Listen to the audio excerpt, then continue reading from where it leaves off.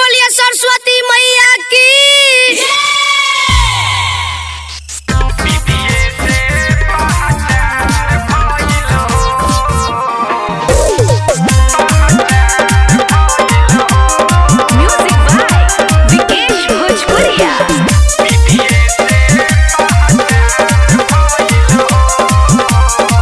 सातो सुर के हई रचैया होता इन्हीं के सगरो पूजैया।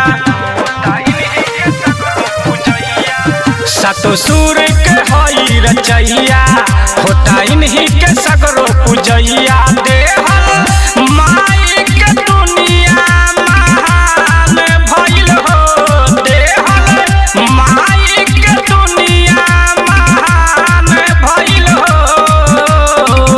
सरस्वती मैया के सगरो विदिये से पहचान भइल हो। हंस वाहनी मैया के सगरो विदिये से पहचान भइल हो।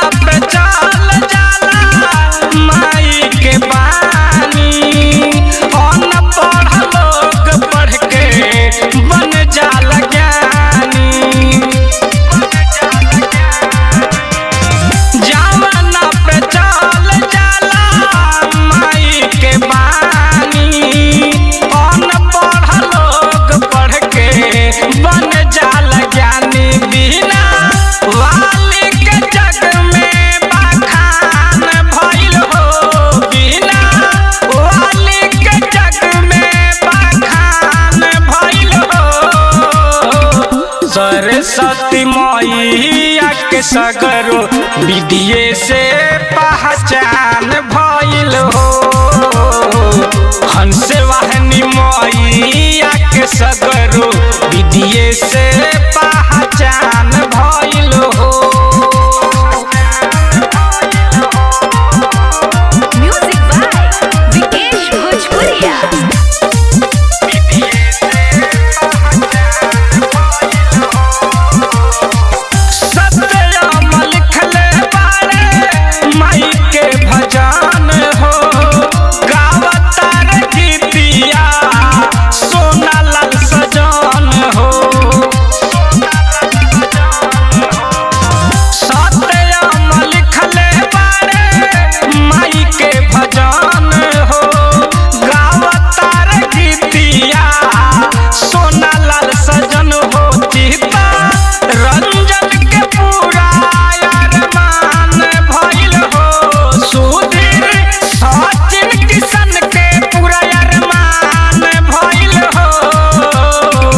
सरस्वती मैया के सगरो विदिये से पहचान भइल हो। हंस वाहनी मैया के सगरो विदिये से